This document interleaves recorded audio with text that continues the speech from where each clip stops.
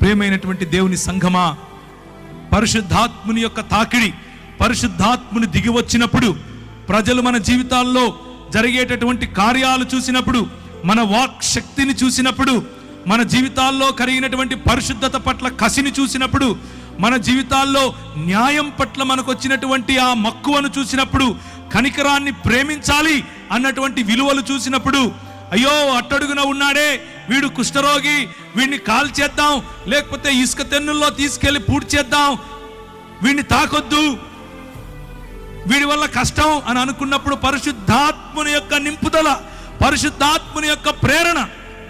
ఒక William Carey గారికి వాణ్ణి హత్తుకోమని చెప్పింది, ఒక గ్రాహం స్టెయిన్స్ గారికి వాడిని ఎత్తుకొని ఇంటికి వెళ్ళమని చెప్పింది. తీసుకుని వెళ్ళారు.